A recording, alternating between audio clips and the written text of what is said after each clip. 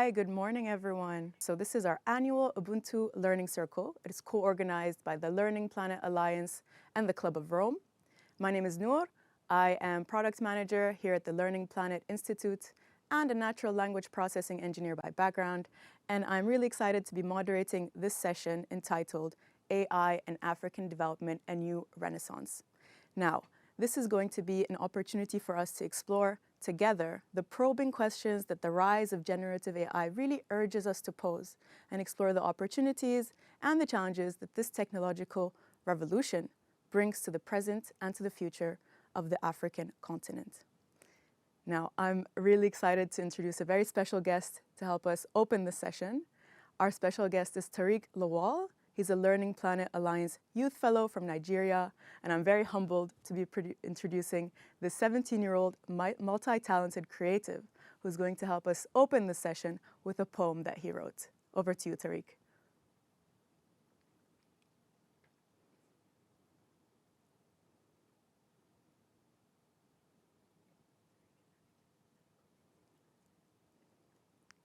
Okay, we're just waiting for Tariq to connect to share his poem with us.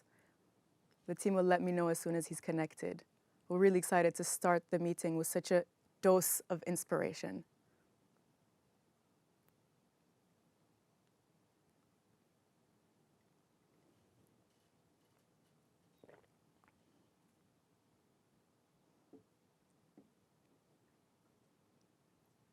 Okay, so we're actually going to wait for Tariq to figure out his technical issues, and then we'll invite him to read his poem to us in a couple of minutes.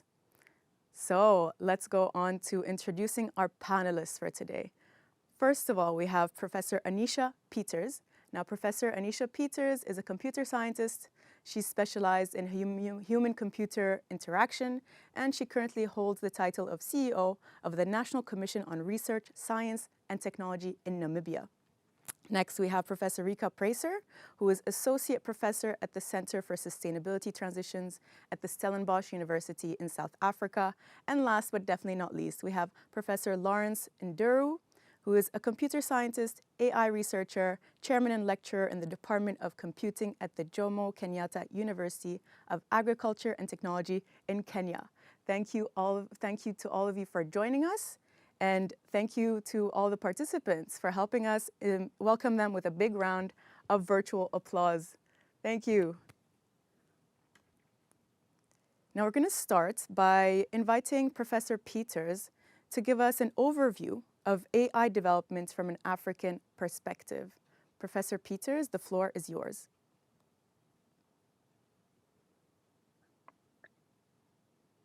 Good morning, everyone. I'm very excited to be here this morning and speaking to all of you. As mentioned, I'm Anicia Peters, and I am the CEO of the National Commission on Research, Science, and Technology in Namibia. But I was also the former chairperson of the Presidential Task Force on the Fourth Industrial Revolution, where we had completed a 4IR readiness assessment of our country, and modalities are underway to actually implement all of our recommendations. In addition, I'm also a research professor in human-computer interaction and founder of the Africa Human-Computer Interaction Conference, or short AFRICAI.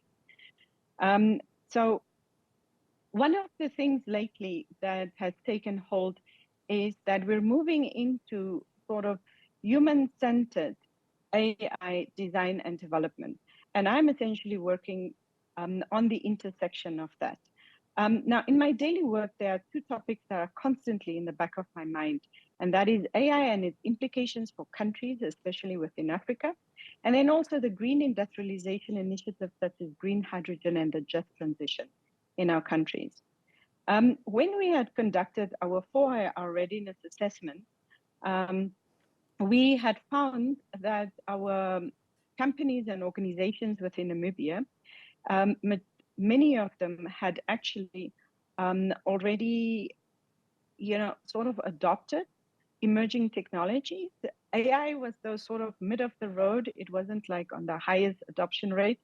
And many of them had expressed a desire to adopt such, but they always cited that they're not quite sure, what type of technologies are out there and what is suitable to our particular context. And this is, of course, also because a lot of our technologies are imported and do not speak to our own context or our own communities. But this problem is exacerbated by resource constraints, such as lack of specialist skills, infrastructure constraints, funding, at the moment, not such a conducive regulatory environment, and also a lack of the different technologies that we could actually be developing. So those are just among the limiting factors that are hindering widespread adoption. Now, designers of AI and other emerging technologies embed their own values, attitudes, norms, and cultural understandings into the technology that they design. But who are the majority of our designers and developers today? It is mostly so male Western designers. And therefore, as long as we don't have a critical mass of African technology designers and developers, we will always have this problem that we have an embedding of other cultural sensitivities within the technology and not our own. It will always be foreign to us. Another critical matter is also that the matter of data, that there are not so many African data sources available, and these are not embedded in training data sets. But having said all of these sort of negativities, and of course we all know that with AI, we also have a lot of negative aspects, potential negative aspects, such as the fear of job losses, that is so sort of pervasive in people's minds. We're seeing the potential weaponization of AI, etc. So we have many negatives that are also coming with the positives. However, on the positive side, for Africa, we have so many opportunities and challenges that can be solved with AI. And the good news with that is that we are on the move with AI. We have so many initiatives such as the Deep Learning Indabas, the African AI conferences, innovation hubs, the Google Research Africa, Microsoft Research, and the coding academies, fintech, blockchain hubs. Universities are also taking up AI courses, etc. Another good factor is that we have multiple tech startups also increasing across Africa. However, on this one, there is a concern that sometimes with tech startups, you have like a depth first AI sort of skills acquisition. And what concerns us oftentimes is that community and user co-design is omitted from these aspects, as well as issues such as ethics.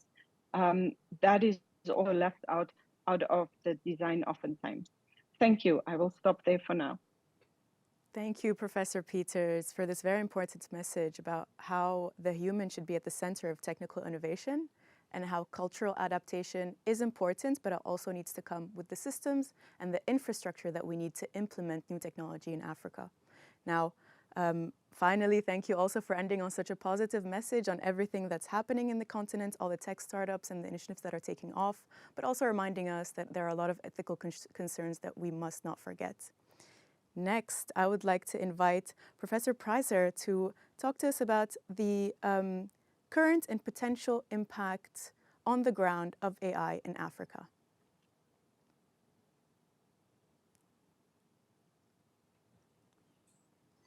Yes, good morning, everyone, and thank you very much for the invitation to be with you today. I'm based in Stellenbosch at the Center for Sustainability Transitions. My focus in the research that I do is really on complex systems and understanding how interlinked systems engage with each other in a way that produce often different results and outcomes, and also how change happens a lot differently in such systems than what we often think. I think I would like to maybe just share a few notes that I would that I prepared for this morning. If that's okay, is all of that visible? Yeah. Yeah. Great. It won't take long. I also share the UNESCO chair with a colleague. This UNESCO chair is really focused on complexity and transformative African futures. And as part of this UNESCO chair initiative, we're interested in creating new narratives of hope through our work also with the Club of Rome to think about African futures. And what we see is that this notion of data is actually, really a kind of a ground level, I would say, reality. If we look what happened in the world the past number of years, we see that global data creation is kind of has taken a huge growth. There's these Brookings Institute just brought out this amazing Africa Foresight paper just like in the last week, where they say that as from recently worldwide we're using, or each individual is creating like 79 zettabytes of data or using that, and then globally we're using 2.5 quintillion megabytes of data daily. So this whole discussion, I think, also about AI and AI-driven innovation and what the implications are for the world, and especially for Africa, often forget about this notion of data and where data comes from and how we use data and how the assumptions of data are being perceived by programmers or by policymakers or by implementation agencies. But the reality is that data, which is this new gold, or a new, recently also being labeled as a new natural resource of the world, data distribution and access to data is also still an assumption that people really kind of engage with from the global north, as if data just lies around everywhere and can be used very widely. This map of how AI sees data, this visualization of where data is being drawn from or being used for informing language models or any kind of information or metrics that we use around the world, we see that Africa is still a very data poor resource for all of these things that are driven by data. And we also saw that through the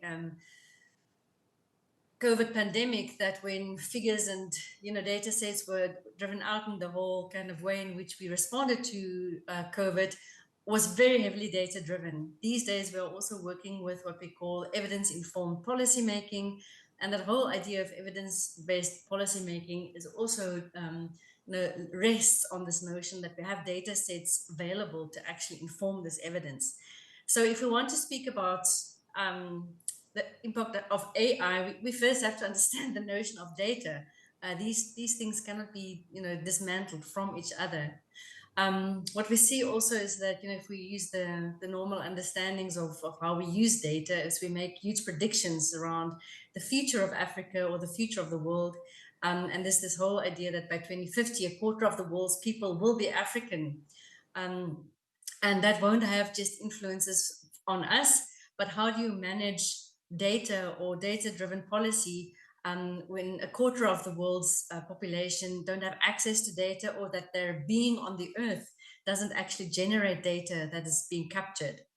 In this wonderful new Foresight Africa report that just came out by the Brookings Institute, also just kind of visually depicting Africa's biggest threat at the moment, which is climate change, and how that kind of is our biggest threat, but at the same time, Africa also provides the lungs for the world through the Congo and Okavango river basins. We see that we cannot be ignoring, what is happening on the continent. We see at the same time that Africa is one of the second fastest growing region, with 12 of the 20 fastest growing economies in 2024, especially driven by investments in the service sector in East Africa, and that our GDP growth will, rates is much higher than worldwide at this stage. Often also this whole discussion around AI in Africa or development and innovation in Africa is situated around this idea that maybe, there's one kind of Africa, but what we see even in these innovation index, we see that the rate in which innovation happens in Africa is very different. And those things that feel intuitive and that look very generative is quite, maybe it doesn't look like that in reality. So we see that there's kind of overachievers like Madagascar, Rwanda, and South Africa, but then there's also kind of under achievers or countries falling behind other than expected or as they show up at the moment.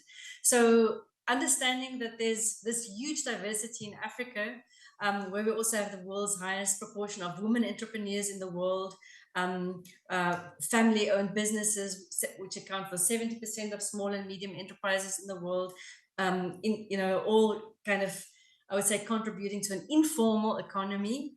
All of those actions and income is not captured by data. How do we proceed to think about data governance in Africa in a different way?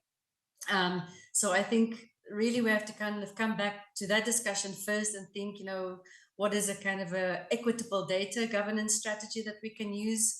How do we allow a transition to quality open data with common frameworks of usage, and strive towards this inclusive digital economy in Africa? Without an inclusive economy or digital economy, I think we can't even start speaking about the impacts of AI in Africa. We have various challenges, infrastructure challenges, affordable electricity and connectivity, and then the digital gap, which is still a huge symbol of exclusion, poverty, and inequality in the world. So without those issues, we cannot really, I think that the AI boost or the kind of positive bias around AI will still remain, once again, something overly influenced by developed countries, so to say. At the same time, there is the forecasts or ideas that investments in the digital technology will definitely have positive effects for Africa, increase in productivity, mobility, how we can communicate, how informal economies can be supported through mobile banking systems, for example, remittances, connectivity to the world, access to learning online, and how jobs are distributed in that sense. So yes, one of the things that we have to be thinking about in informing AI's influence in Africa is really thinking about how to formalize the informal sector with transparency and protection, and also to kind of how such policies will be adopted in financial technologies. So my time is up, but I just also wanted to say that within the Club of Rome, we've produced this document calling Narratives of Hope for Fostering Transformative African Futures, and where we really take a standpoint and say that any of these innovations has to consider the fact that we see an Africa-centric worldview as the point of departure. And this worldview really includes that we redefine also this notion of D in decolonization, that we don't think about D as just that which we take away, as in other words like detoxify or decaffeinate, but that this notion of D really has to think about, should be shared in the spirit of how can we reimagine, our coming together and our renaissance in Africa. And in this document, we kind of bring open this ideas of no innovation and no new renaissance can happen without this radical understanding of Ubuntu and relationality, how things are connected to each other, the reverence for who we are and the African way, and the resurrection of our collective modes of leadership, society, and creating a new kind of public awareness. And it's in these kind of concepts that we shared in that work that I think we can also rethink what it means to be digitally alive, connected, and democratic in the African Renaissance. Thank you very much. Thank you, Professor Preiser. I think the most important thing when it comes to AI is really what you said, data, data, data. And the imbalance that we see in the data on which models are then trained on is then reproduced potentially in the model functioning. So, and you touched on something really important, is to keep in mind when it comes to Africa, there's an intrinsic plurality of the African identity. There's no African identity, but identities.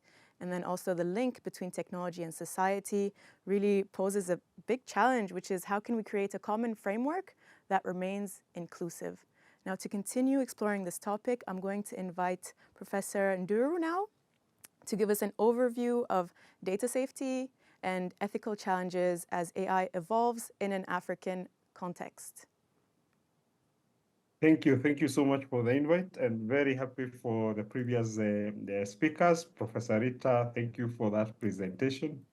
I am based in Kenya, Nairobi, and I'm very excited to see that your presentation has highlighted some of the things that I feel we need to really think about. One of them is the economic impact, and I think that is something that cannot be emphasized because if you look at things like coal, which is now being stopped in the developing world. The way it worked is that it was discovered, it was exploited, and countries got rich from it, and then it spoiled our environment. Of course, they are most of them are the great emitters, as you know from the rest. And then now we have discovered some coal, and that means then we are told that this product is no longer a viable economic tool for you to excel. So what I see here now, the comparison I'm bringing around that coal and the issue of AI is that we have tools are coming up. Those tools are well developed in the Western world, and the economies, we have a problem because our economies are such that they will have to take a bit of time before they get to a point where you have industries now exploiting that capabilities that exist within data. The other one is the data. And I think this is about regulation. So we did a research that was looking at regulation within even East Africa. So looking at how they are established. So we saw that if you look at some of the countries within East Africa, you will find that even that itself, data regulation on how you deal with it is still not clear on how to do it. And we are already past, now we are talking about somewhere where we have already been able to understand the challenges of data for a long time. And that's something that I would say really we need to think about even as a continent, maybe have a way in which we can push other countries to think about it, because when we have those regulations, even countries can benefit from that data, individual countries. As we have said, they are all identities and they could benefit from that. The major one, another one is digital. I see digital skills, that is the digital divide. So we have individuals who, to a very good extent, you will find that the way they are, the training capabilities that is needed for you to exploit this technology, even to create startups. If you think about it, to create startups that are going to be beneficial to the people, you will need skills and skill set at different levels, high-level skills and advanced skills in that case, and also you need people to be just aware on how their data is being used and what is happening. And that's something that I see within our continent. We need to really also look at it and see how can we also empower, because of course, that's going to be big. I think the other one that I would say is infrastructure, and that I think Professor Anicia has mentioned very well. It's not just for me the infrastructure that relates to the issue of where if you're talking about, for example, the accessibility to public infrastructure that can be used for the purpose of that, even private entities. I see that there is a lot of gap in what even private capabilities or companies that exist within the continent can do. And even at training level. So if you're not training with the infrastructure, of course, cloud computing has brought a bit around the question of being able to exploit the resources that everybody has access to. But how many people now are able to access that considering the cost? And I would say maybe my last one is the local context, which has also been mentioned, and maybe this is just as has been said, we need to think about how representation does not yield to a digital divide that leaves a great number of people outside of the scope. There has been mention about even some communities where even the data that we are talking about could only be even not spotlighting on them because we don't have a way of reaching them. And that means that we have a lot of problems within that digital divide. So what I would say is that those are the opportunities. I see them as opportunities. We need to do more because the AI movement is not going to be stopped. And if it's not going to be stopped, what we need is to think about railguards, and what can be done. Otherwise, my contribution on this is that by doing that, we avoid having a case where we will have a meeting where we will be asking for some form of repatriations, like what you have in the issue of what has happened. If you look at cases of misuse of data, some of them are actually said within my country. Yeah, like you have cases where people have had misuse of data even for elections. We have had that case within our continent, within our country specifically.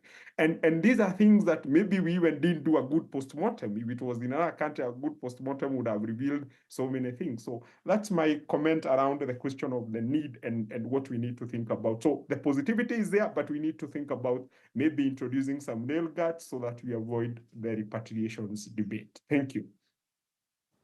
Thank you. Thank you so much for touching on the economic impact, of course, which we can't ignore. And I really like the message about nurturing these partnerships between communities and nurturing the training of individuals so that we can have the AI skills that we need and the AI governance that we need to mitigate a lot of risks that are also coming and to avoid the potential divide that can grow if we don't act. Now, to explore these questions even deeply, we're going to pass now to the 30-minute panel discussion. And I'm going to start this panel discussion by asking a question, which our three panelists are free to answer. And this question is, how do we make these new technologies more inclusive of Africa? So go more deeply into what we mean when we're talking about inclusivity and common frameworks. And how can we correct this course that we've touched upon briefly of exclusive development or having an imbalance of representation in the models that are available today? And as we embrace AI and emerging technologies in Africa.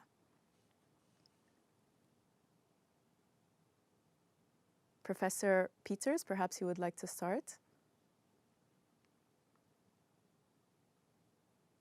I think I touched a little bit upon it when I was speaking. So what we are looking at is we're essentially looking at, embedding sort of our cultural values, norms, etc., into technologies that we design. And one of the things that we stress very much is this community-centered and user-centered co-design and co-creation, because we don't see it going a different way.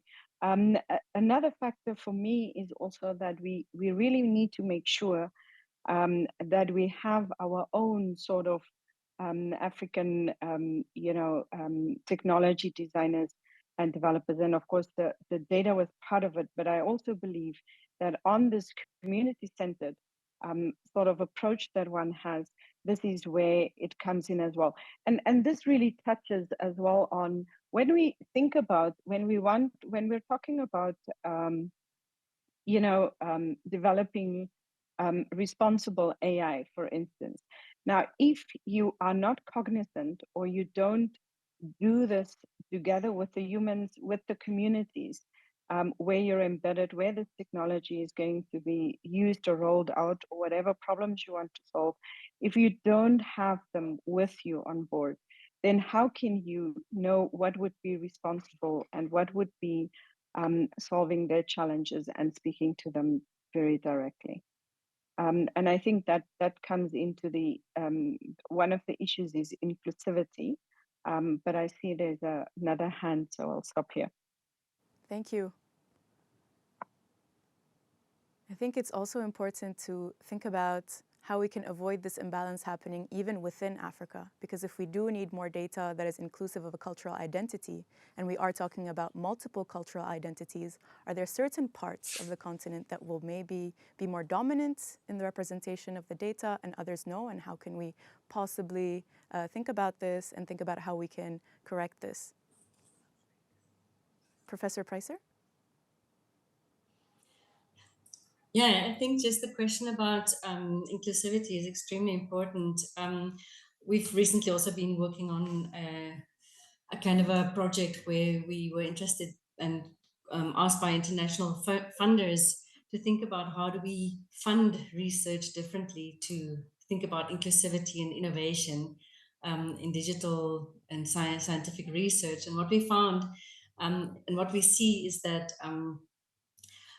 in the north, for example, I'm just calling it the north, but where all of this innovation is happening, we see that funding mechanisms that are funding AI is that industry is racing ahead of academia. So it seems that this whole digital transition to an AI-rich world is funded by huge sponsors in corporate investment, corporate investment companies. It's not, this research and this development isn't funded by local research institutes or national research institutes.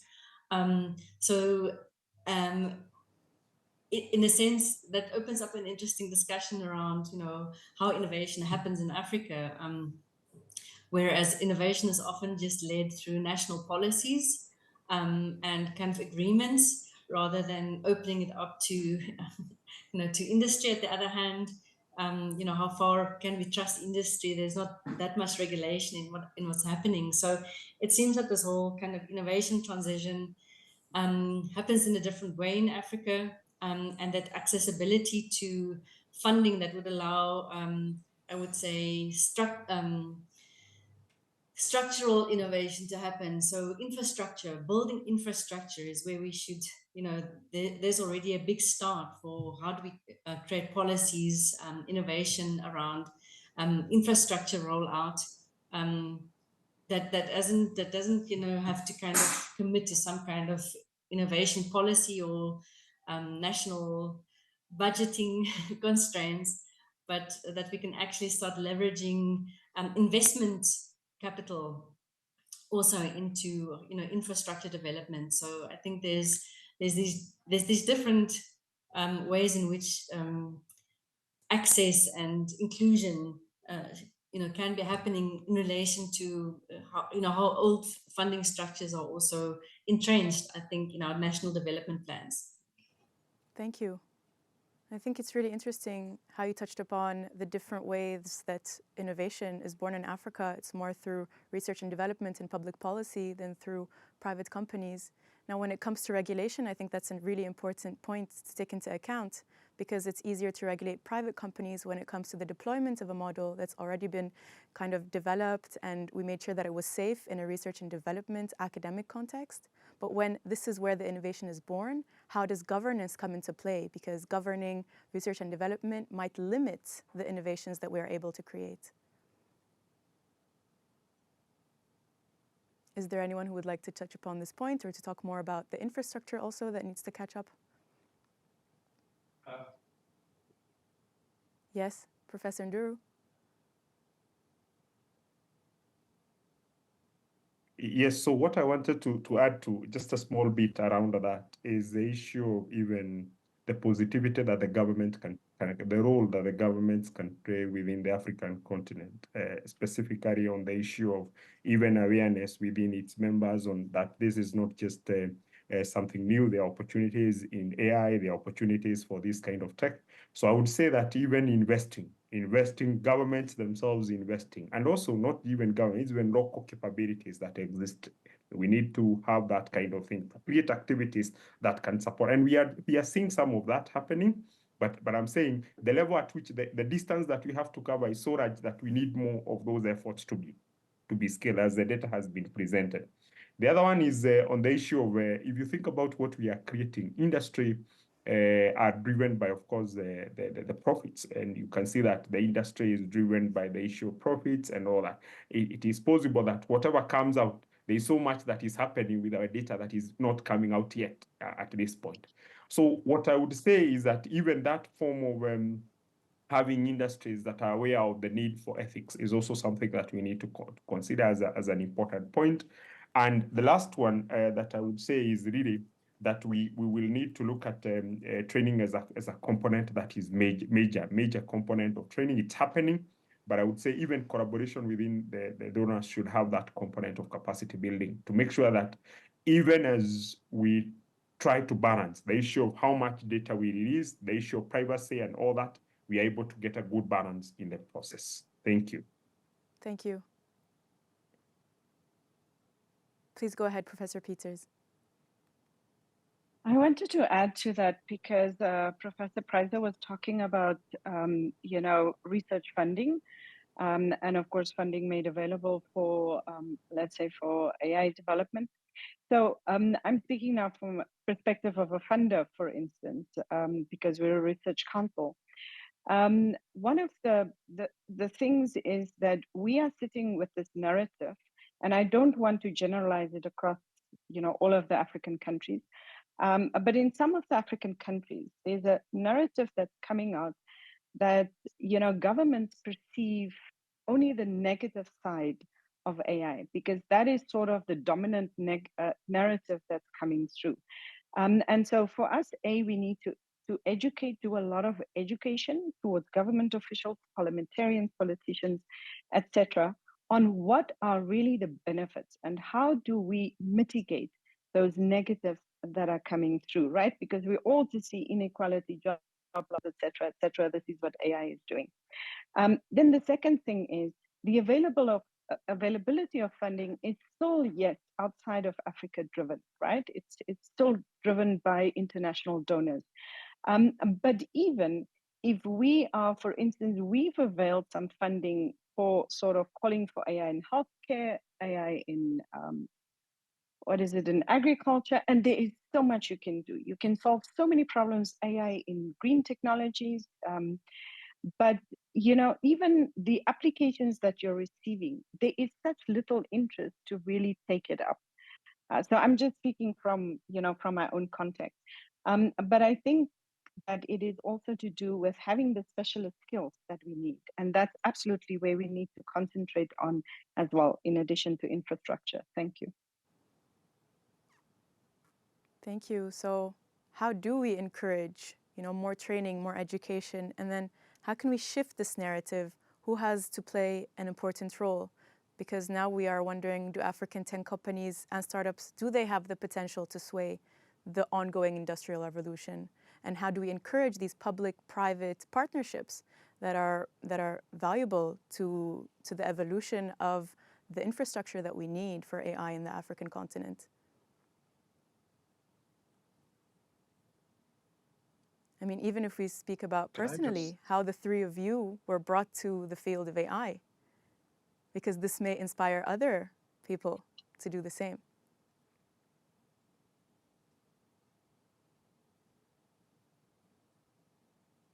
Would someone like to share? Yes, I think I can talk about that. First of all, I did the PhD in AI and finished it in 2015. And when I was at that time, as I was thinking about it, I looked at the resources within my university, and I had to go to France for me to be able to do a bit of that work there. So, and during that time, the motivation for me was realization that on the research component was the realization that actually there has been a number of revolutions that have come up through the computing field.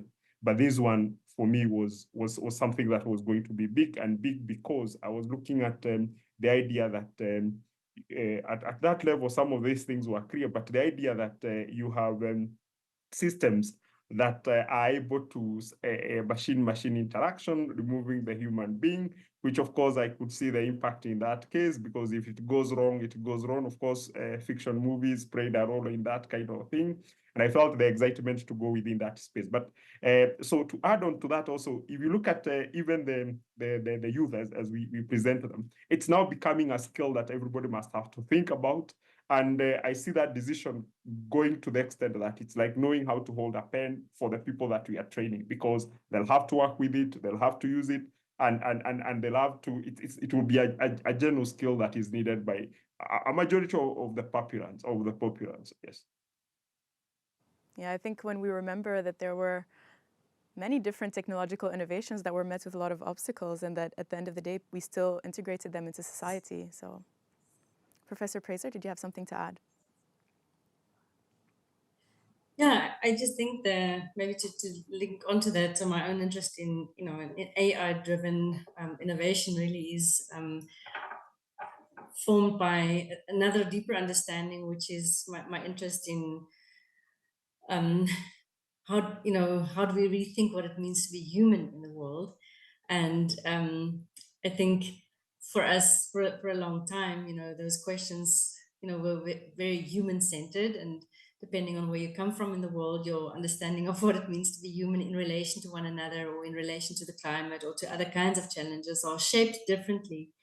And these days, we cannot exclude, you know, AI or the understanding of how we will be collaborating with innovational technologies.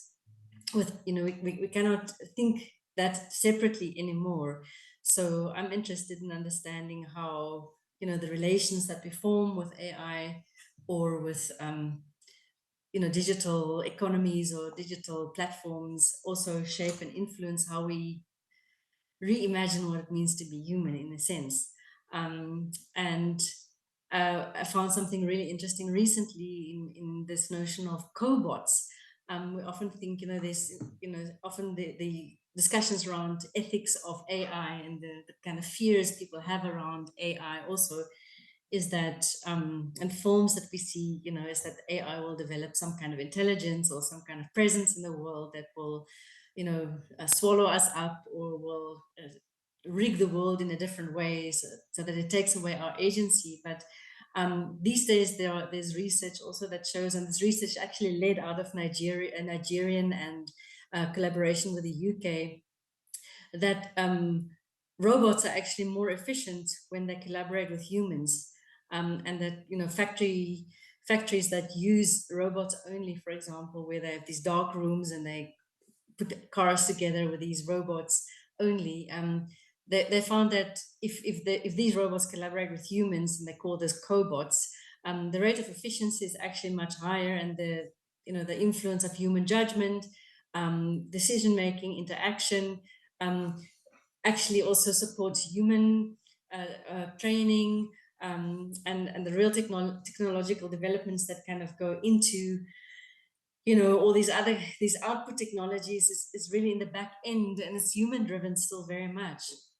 So I think for us to, my interest is really in understanding how this collaboration between human nature, human technology, this kind of meshwork of complex relations between each other can allow us to reimagine who we are in the world. And also recently from Africa, I think this notion of what they call digital entrepreneurship is quite exciting to follow. You know, how vloggers or content creators in Africa are shaping local narratives, creating new languages, creating different opportunities, you know, whether it's through formalized platforms like Airbnb or Uber, are creating, especially, you know, different opportunities. Even in our own university context, we have students that come from, you know, informal settlements to study with us in our institution. And previously, you know, they would have had to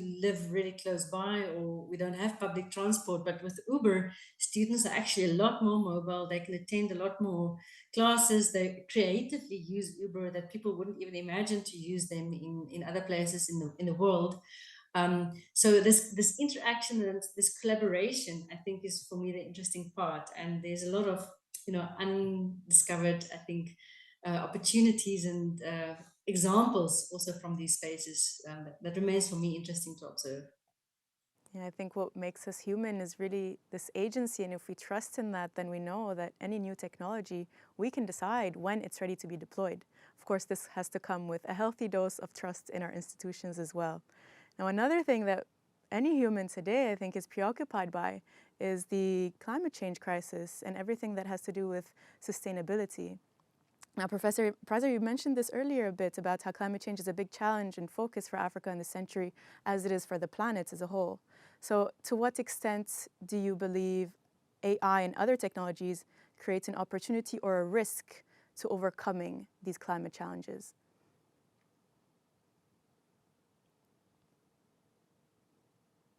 That's an interesting question. Yeah, I've just recently read also in a report that Stanford University released on the impact of AI, that to run one of these, or to run some of these, you know, corporate large language models, and the kind of experimentation thereof, you know, one such interaction releases a lot more CO2 or energy actually than a normal flight from New York to San Francisco would use. So we think that we are using these AI platforms freely, but at the back end, there's some kind of footprint that's left on the planet, and all of that hasn't been actually figured into our CO2 and energy footprint.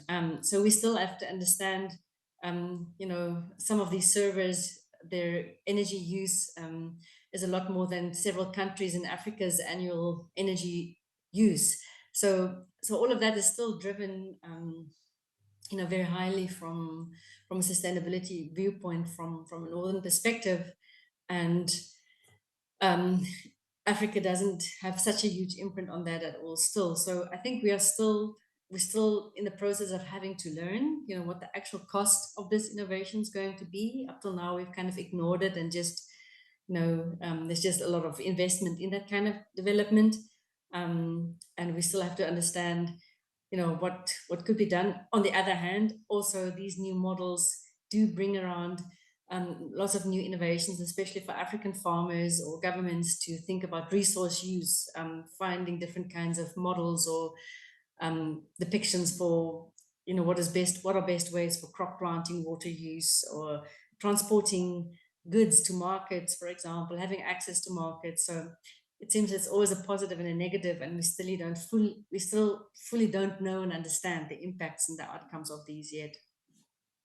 I think it's really nice as we come to the last couple of minutes of this panel discussion that we all weigh in on this topic, especially since here at the Learning Planet Institute, helping the youth and the generations that are coming overcome these challenges that come with the climate change crisis, and sustainability is one of our core values. And although there are a lot of negative effects of AI, as you mentioned, in terms of models using resources. Do these effects overwhelm the benefits, or are there benefits in sectors such as agriculture and education that can help us actually mitigate these risks? And I'd like to invite our other two speakers to weigh in on this question. I wanted to touch on, for instance, the whole green industrialization initiative that we're all embarking on. In Africa, certainly we had from 2016, according to UNECA, we have this green industrialization initiative. And then various countries have gone on to sort of green hydrogen and green ammonia, green manufacturing. I know that our green manufacturing strategy just actually came out now early in January. But looking at whatever is happening, let's say just in the renewable energy space, this is somewhere where I see that we are quite often absent. And yet this is the space where we can benefit the most from when we are developing, for the development and manufacturing of the green hydrogen, critical raw materials, because the whole world is looking decarbonizing all of our operations, and certainly moving from there, you even move into agriculture with, for instance, fertilizer that's coming as derivative products from there. But this is a space that we're not occupying, and we should be occupying that space because that's where we're all moving to. That's where all of the money is put in. We've set up a green hydrogen research institute at one of our universities, and out of 6 centers, one of the centers was focusing on AI and digital emerging technologies as sort of an own focus area on its own, because we realize that we need to plan for that as well, because a lot of the technologies within that space is very immature at the moment and they're costly. And one of the things is that AI can actually bridge that gap that we are experiencing at the moment. When we're looking at Africa as a whole, we find that, for instance, data centers is one of the big sticking points because we don't have enough data centers. But if you think about data centers also consume a lot of energy and a lot of water, etc. So we're thinking in terms of moving into the green industrialization. We're even thinking about greening our own sort of R&D and AI development. Thank you. Thank you. I have so many questions, but our audience actually have so many questions. So last thoughts from Professor Nderu, and then we're going to go to our participants for all of their questions. Yes, and I think what has been said, I just want to say one thing, that in relation to, for example, efforts around the question of how climate can be supported, or AI can be a partner in trying to look at issues around climate change. And I think we have started a Green Digital Innovation Hub, and one of the premise within that is that it's possible for us to create a model the kind of needs that we have, so that we use resource utilization in a better way. So we are talking about, for example, the amount of energy that homes needs. Is it possible that we gather enough data points so that then as we model something that is in relation, that is commensurate with the needs? If you talk about agriculture, we are looking at one of the issues is around fertilizer use, pesticides, and all that. We know their impact, we know their production. So we all have gone through the excess path. Now, is it possible to look at how we can use AI to optimize even the use of those kind of products? Even when it comes to human engagement in some buildings, the way we are in some rooms and how we stay there and what we do within there, if we can get enough data points and look at how we can optimize them. So I see these, what I am trying to communicate here is that I see it as a very good tool to support the issue of climate smart, but of course there are those challenges at the beginning around the question of running those models. Is costly, energy is highly utilized, and in Africa, if you think about it, we even don't have maybe those data centers that are there. They are not as many as they should be for data issue, and maybe a positive, maybe a negative, but if you look at it, there are those trade-offs that we need to balance. And I think eventually what I'm trying to communicate is that I see that being something that we can use AI to solve some of those challenges. Thank you. Thank you to all three of our speakers for such an insightful discussion. Now we're going to open the floor up to our participants. And we have Professor Idijora Kalu has his hand up. I'd like to invite you to ask your question to our speakers. Thank you very much. I would make my contribution just a short one. You're going to deduct some questions from it as well. You see, I would like to remind us that AI is an expensive science. Now, when considering the benefits of Africa's involvement in AI, as indicated in the speakers, professors that have made the contribution here, one of the most important things is the place Africa will play in terms of global supplies. I mean, in the supply chain. Much of the needed energy, raw materials, and minerals the world needs will come from this part of the world, even for the next 50 years. Now, if we don't create a virile AI infrastructure, the aspect of global economic development is going to be affected.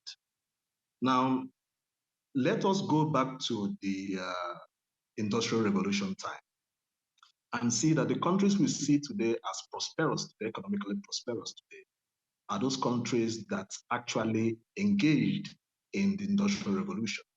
Now imagine if there was a concept or a procedure where the Industrial Revolution took place as a globalized program. Now, we will not see the benefit of AI in Africa if there is no global consensus to support the infrastructural development of AI in this part of the world. And when we speak of the infrastructural development of AI, we talk of even equipping the universities to train the African people in that area, providing the technical support that this needs for the development of this science. And African governments do not have what it takes to support this. So I'm proposing that we have to come up with a kind of a commission. The Club of Rome should actually supersede this, propose this, a possible commission that will see and look at developing countries, the development of new science in developing countries. I'm not just going to only speak of Africa. Africa can be a template for that. But the world needs a commission that will help build the infrastructure of new science. If we can get to that level, then we can bring this technology, make it ripe in this area. We have to understand that the world is connected. And if we neglect the development of the infrastructure, the needed infrastructure for this very expensive science in this part of the world is going to pay dearly for that. So this is just what my contribution is. And thank you very much for this very interesting August event. Thank you. Thank you. I'll go back to our panel to see if anybody would like to add something. Yes, I'd like to add something, and thank you very much for that. You know, the international funders are, when we bring up this whole issue, because one of the brain drain in Africa is related to the fact that we don't have adequate infrastructure for our researchers, for our developers, etc., to do it here in Africa. Now, when we speak to the international partners about it, they say, oh no, but you know, they can fund everything except infrastructure, right? So that's the limitation, which means that it is up to us. That means us I'll use Africa now, our governments, our private sectors, our philanthropists, our friends, etc., to actually fund that infrastructure. And I do think that we need to go according to almost like draw up a master plan where you're sort of planning, you know, sort of different types of facilities across Africa, across different regions that could be shared infrastructure. Different countries can share that infrastructure. But as I say, it is really up to us. We can't be looking outside for help on this one. We need to solve it ourselves. Thank you. Thank you. We also have another question in the chat. I saw Robin Whitaker. You sent a message in the chat. Would you like to take the floor and ask your question? Thank you so much. So thank you for this brilliant conversation. It's been absolutely inspiring and really interesting. And my question really relates a little bit to the piece about the infrastructure, but it's on a slightly different level. And I think something that our African continent actually has a huge capacity to contribute to, which is to ask, you know, what are your thoughts about how we create the relational infrastructure? What kind of relational architecture do we start to put into place when we are thinking and talking about two things? How we want to be human together, so how we want to be together and hold each other in these conversations and on the planet, and B, how we want to be able to really enter intentionally into the conversations about and with AI in a relational format so that we get the kinds of outcomes that we are wanting. And there is something in there about the intentionality of creating the right kinds of relational spaces. So dialogic spaces, spaces that are infused with care, belonging, and love, and spaces that really address this. And this is why I say the African continent has something to offer, as does, I think, other areas of the global south. So creating the architecture of an Ubuntu type of structure for thinking together before we rush to the action part of things, particularly around AI. I hope that question makes sense. Thank you so much, Robin. I always love it when we bring back humanity to all of these AI discussions that we have. Now, does anyone from our panel want to respond to this question from Robin? I think, well, without necessarily even responding directly, because that's a very good idea of how we can be able to tackle this challenge. There is a comment that I want to make around the question of how African continent, that we live experiences of such humanity, that is through Ubuntu and that kind of thing. And that's why if you look at data as it is, the fact that we don't have a lot of data could be attributed partly to the fact that more or less, instead of documenting it, is about reliving some of these experiences. We lack that kind of thing. And I think the idea that we can, efforts through global bodies are coming up to try and introduce some level of areas where we can be able to work together as a country, as human beings, more focused on our shared values, shared interests, and that kind of thing, and then capture those values and then articulate them as a way of creating communities that provide that safeguard. Because as we know, maybe it's something that is more emphasized, that the weaker, if you are able to support the weak ones in your community, then you're at a higher level. I mean, you're doing well for the planet. I think that's maybe my contribution on that. Thank you. Thank you. Some more questions from the chat. We have Clary Odiambo. Would you like to take the floor and ask your question? Yeah, I think some of my question, thank you for this, Noor, opportunity. And I'm getting more interested in the AL thing. I feel that much of the discussion from the panel holding water, but I want to say this. If you have introduced AL in the market, you had an objective and a goal. And we have a ready market for this activity in Africa. What are we gonna do to improve on the data?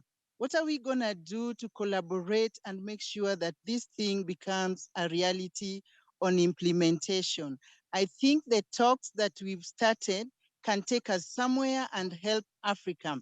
And I still believe that there is potential in Africa.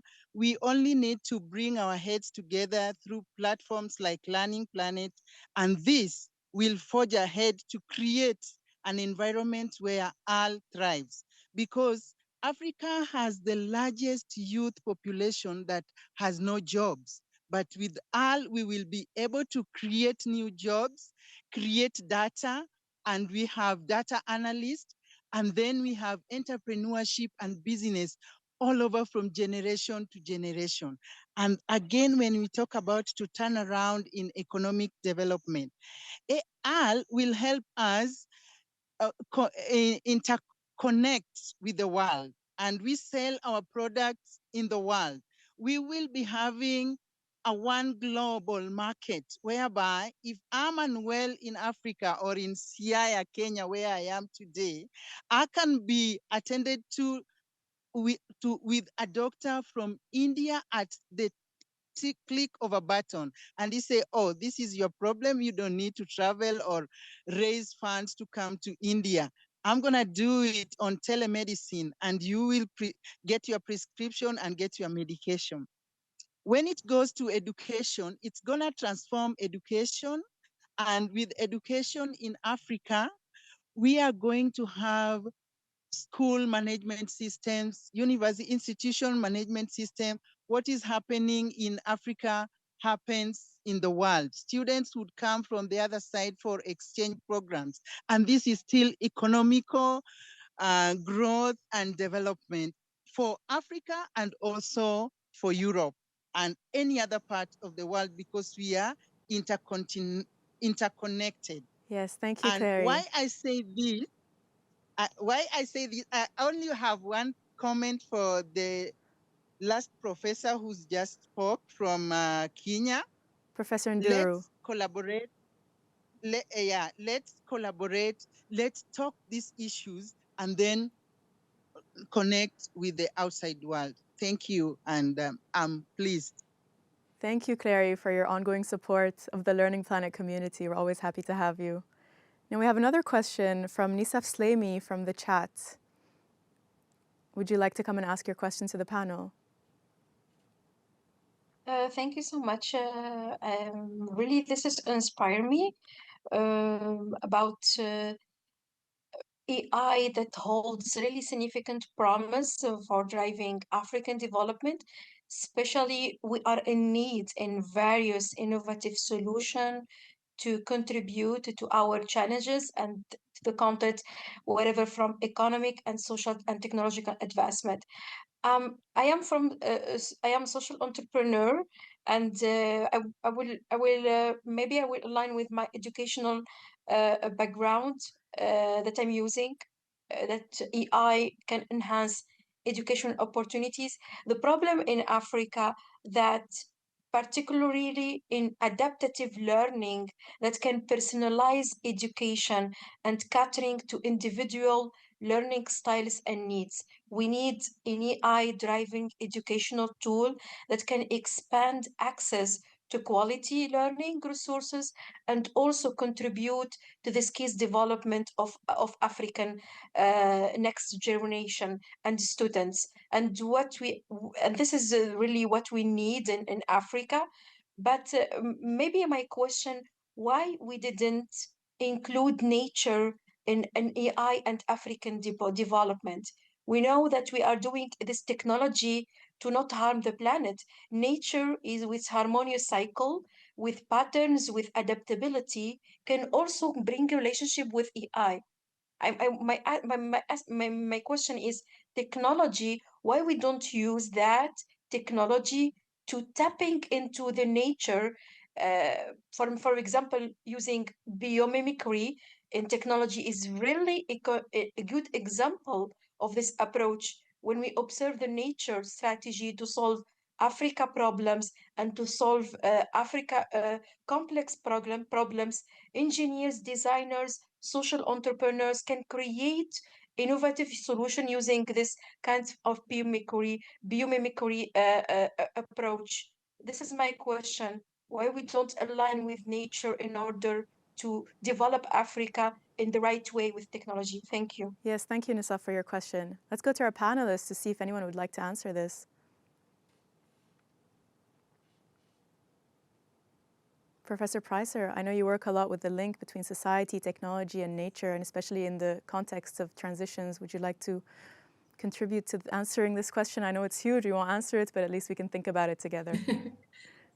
Yeah, it's an interesting question. And I think, we should agree that I don't think any country or world's problems are going to just be solved. We are also trying to push back on this idea that Africans' problems should and could be solved, but that we work together to find, new ways of living and working together. And I think, there's huge on different fields, and especially in sustainability research, there's a lot of innovations technologically, relationally, governance and innovation ways in how African societies and different communities are actually finding new ways to be sustainable, not in the way that the North or that Europe or America or developing countries are thinking about sustainability, but redefining sustainability also in a way that is more contextual for our own needs. And there are beautiful examples around that. I'm part of a project called Seeds of the Good Anthropocene, which is a database where we gather examples of innovative small-scale responses to huge societal and environmental challenges. And in this database, there are more than 500 or 1,000 right now, I would think, examples of how local communities are creating responses to navigate these challenges. And I would say a third of the database entries are from African communities, using inspiration from nature, whether it's making bicycles from bamboos or whether it's creating small community-based resource organizations in which they engage with human nature interactions, how they live with elephants, how they live with lions, small farming, regenerative farming approaches, but also in other ways in how governance structures, apps, for example, are linking farmers to, restaurants or industry for different ways of creating platforms for resource use. Those things are all there, but they're not on a big scale yet. And I think our solutions are also being infused by indigenous knowledge systems. Thank you very much for posting those links also in the chat, Oliver, on the indigenous knowledge systems. And the work that's being done on that. And I think only now people are having the confidence, or these responses are having a lot more voices in relation to the kind of contributions that we can bring. We have one huge advantage in that we speak about our infrastructure deficit, but on the other hand, we're also in an interesting spot where that infrastructure deficit is not locking us into infrastructures that are, you know, that are keeping our development locked in. So I think that's the one space for us where, you know, in the face of change making, we don't have to build the same kind of infrastructure in developed countries to actually make this shift to a more sustainable future by inventing, you know, new kinds of infrastructure that are more adaptable, more context relevant, easier to you know, to change or to mix and match. We might actually make that what they call the leapfrogging possible. So there is a lot of work being done on that, and I think that is the creative space in which we are working at the moment. Thank you.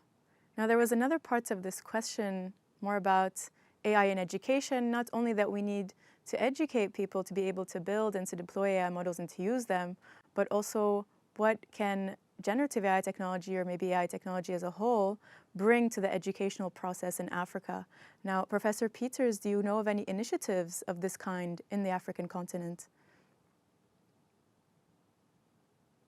Not right now across Africa, but generative AI has, of course, negatives and positives on its own. And on some of the international panels where we are serving, looking at the impact into research and then, of course, also into education, is sort of, you know, right now, sort of the negative aspects as when you're using it, and all of your data sort of becomes part of the data sets. We're seeing all of the legal challenges on data that's ongoing. But in addition to that, we're also engaging on how do you actually recognize, you know, the sources that you're using from it? How do you use it embedded within your research? And how do you use it as a sort of a co teacher in that sense? Now, within my own country, we're setting up an initiative with our Ministry of Education, where we're setting an AI desk to sort of look at how we can assist them in sort of doing personalized sort of AI tutoring, how we can bring in sort of AI innovation into some of their education systems, and how we can actually embed also some modules within their curriculum that is from, you know, from the start to the end, to 12. So those are the initiatives that are ongoing that I'm aware of. Thank you. Thank you. Now we have 2 more questions, and then we're going to be listening to Tariq read his poem to us. So we have a question from Wool in the chat. Wool, are you here? Would you like to ask your question? Thank you. My name is Wale Fajimi. Yes, from Nigeria. Wale. Yes. Okay. I think if Africa is to benefit from this AI that we are talking about, I think data in Africa need to be properly measured and accounted for. We all know, and I can tell you that we usually have poor records or no records at all. Some things have been said in this discussion here now that the Africa has a number of youths that are unemployed. Those data, we can't really vouch for those data because we don't have proper records. So if we are going to benefit from AI, how do we tackle having records that we can have confidence in? This is a key issue so that we don't miss out on this AI, the AI issue that we have now. So how do we tackle this not having proper records or having poor records? How can we tackle it? I think that's all we need because we cannot improve what we do not know. Thank you. How can we tackle it?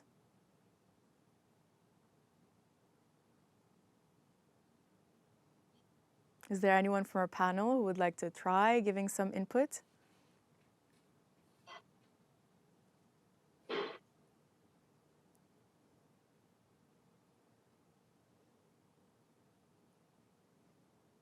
Professor Nderu, perhaps? Yes.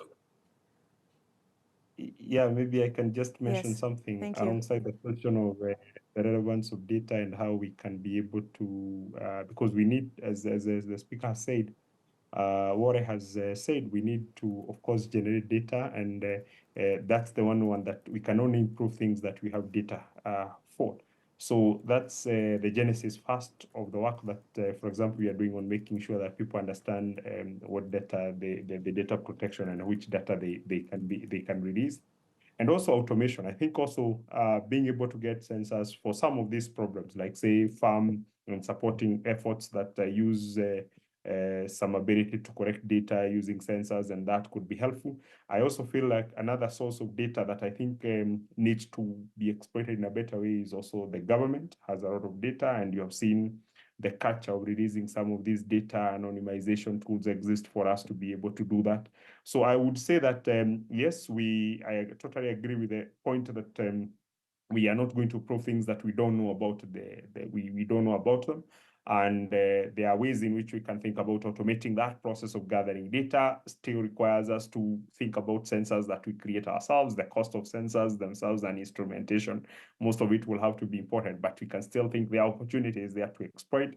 There's also the issue of government and also private sector trying to, if you look at companies that work within Africa, if they are able to release that data, they know that the RICO framework is there so that they are not later on sued because of misusing data. I think those are some of the ways that I would see we can really improve access to data, because that's a major component. Without data, your representation is not there. Thank you. And I would like to ask, well, please go ahead. Yeah, now I think I spoke about it before. It's about this notion of data centers throughout Africa as well, because if you want to capture the data, you need to know where does it go to. And of course, there are very different dimensions of data. But it is true that we have incomplete and inaccurate data throughout. And then, of course, we need to look at open data. There are sort of along with the open science platforms, that there are initiatives underway. And I mentioned before about the deep learning in Daba that is sort of also data-driven at the moment. And then there are initiatives from Google AI in Ghana, as well on this data sort of scarcity or poverty that they're trying to address. So there are quite a number of initiatives, because we all realize that this is one of our biggest problems, because we can't even do sort of data-driven decision making or give policy advice for our governments if we don't have data available. Thank you. Thank you. Now I have Nolita, who has the floor. Thank you. I have a question/addition, because Professor Preiser, in the Towards New Narratives paper that you mentioned in your intervention, one of the strategies that she suggests is to avoid the mimicry that assumes that developmental models that come from elsewhere are superior or maybe more effective than developmental models that come internally from the African context. And I think in today's discussion, maybe it is a little bit unsaid, but I think maybe it's important to really highlight that, and also bring forth the question of what does development look like? It's a word that is coming up over and over in the conversation. But when we say we're speaking about development in Africa, what does that actually mean? And that point of mimicry becomes an important one, because to what extent is our understanding of the future we're looking for similar or the same as the models that exist elsewhere that we know are not helpful, because we know that they're not sustainable in the context of like climate change and ecological systems, et cetera, et cetera. I see a lot when it comes to the AI discussion, we speak of it in terms of industrial revolutions. And so it kind of creates a foundation of thinking about it from that perspective of, there was the first industrial revolution, and that's how certain countries were able to progress in a certain direction faster. How do we make sure we catch up? How do we get past that type of conversation? it implies a lot of learning that needs to happen, as we, learning in the form of data centers, but also learning in the form, as Dr. Preiser, as you said, learning how to be human again. How does that happen in a way that's systemic, in a way that's continental, in a way that is a movement of civilizations defining themselves? One of those opportunities that exists within the Club of Rome is recently we participated in getting the declaration of a UN Decade of Sciences for Sustainable Development, which looks to create that environment for like societal learning that looks beyond just science for the sake of technologies, for the sake of economic frameworks that currently exist, but really create an environment for learning how to get past some of these challenges. Yeah, that's my addition to today's session. Thank you. Thank you. I might respond to your invitation, Lita, just to say that this word development itself is deeply problematic. We're just working on a project where funders are calling research in Africa research for development. For us, working on the continent, it's just research. We're just doing research. We don't think about ourselves as doing research for development. I think the word development, in our kind of conversations that we have with these funders and amongst ourselves, and this is a bit provocative, we would be glad if we could scrap the word development and rather speak about flourishing, growing, reaching into who we are as a continent. The word development always implies that there's a certain standard, and those who this word is being opposed to or imposed on should reach those criteria. Of course, we have a huge deficit when it comes to all these things that we call infrastructure and access to resources, and how communities build livelihoods within the world. At the same time, we see that we have this world in which we have the highest level of I would say access to knowledge and access to history. At the same time, we're at a moment where new epidemics are always lurching, and we're in a time of war.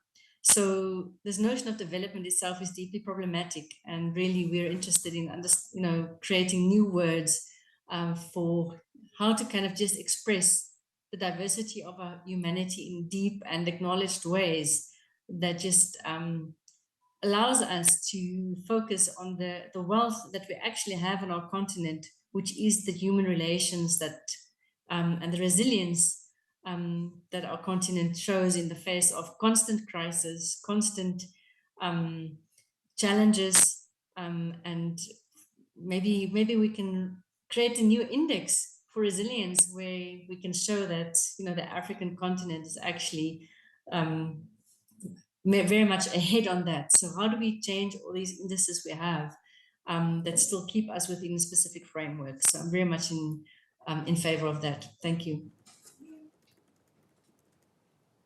Thank you, Professor Preiser, and thank you to everyone for participating and making this such an insightful discussion. Now we're going to end on a huge dose of inspiration from our youth fellow, Tariq, who is here to read his poem to us. Hello everyone. So sorry for not joining earlier.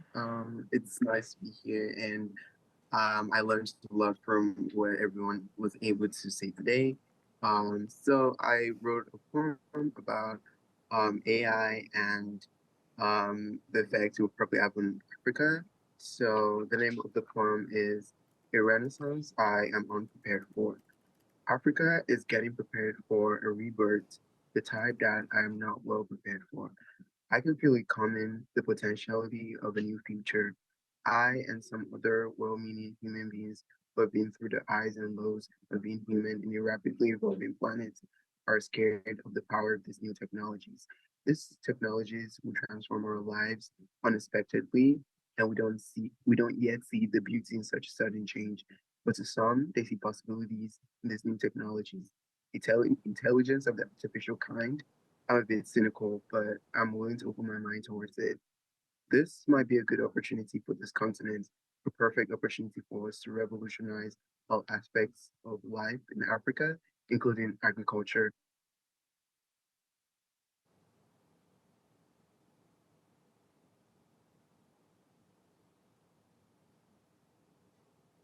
Just a second as we get Tariq back online.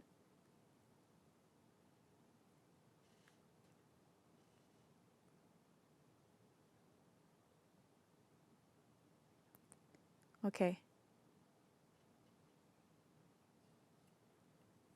Is he joining us again?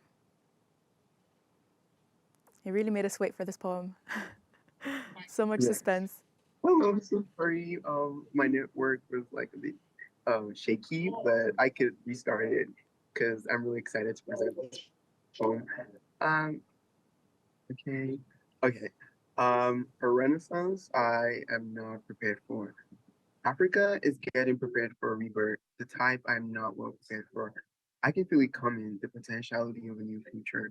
I and some other well-meaning human beings who have been through the highs and lows of being human in a rapidly evolving planet are scared of the power of these new technologies. These technologies will transform our lives unexpectedly, and we don't yet see the beauty in such sudden change. But to some, they see possibilities in these new technologies, intelligence of the artificial kind. I'm a bit cynical, but I'm willing to open my mind towards it. This might be a good opportunity for this continent, a perfect opportunity for us to revolutionize all aspects of life in Africa, including agriculture, one of the defining aspects of the continent. Man, this is happening so fast, too fast for my liking. But I have to prepare for this renaissance. The future is an AI-driven renaissance. Whether I like it or not, I have to prepare for this sudden rebirth. The rebirth is not yet here, but I can feel the cold illumination of an horizon imbued with eventuality. Africa is the future's domain for this renaissance, because at the end of the day, I better prepare myself for this unexpected rebirth. I better prepare, or else it might come when I'm not fit to thrive with such a sudden change. Thank you. Thank you, Tariq, for your poem. Now we have 3 more minutes and we'll be ending this session. So I'd like to thank everyone for participating. A few concluding remarks from my side. So I think some important points that we touched on was how there is leapfrogging that is possible in terms of technology and infrastructure that is respectful of the environment. And I think that's when there's nothing there, we have so much space to create and be inventive. But at the same time, there is a stepping stone that cannot be ignored that was mentioned several times, and that is the data. So data that is imbued with cultural sensitivity and that is inclusive of African identities, which is going to be a very important frontier in this path towards a new renaissance in Africa. And a wonderful message that came up several times and that I would like to end with is the importance of nurturing partnerships, human relations to face these challenges together and to ensure that the goal of the implementation of all of these technological advancements remains the improvement of human life. Now, at the very end, I would like to thank everyone that is here, everyone that organized the session, Catherine from the Learning Planet Alliance, Nolitza and Rad from the Club of Rome, all of our speakers, Professor Nderu, Professor Peters, Professor Preiser, thank you all for being here. All of our participants and everyone in the studio as well. Mikael, Marc, Jan, thank you for helping us. Thank you all for joining. Thanks.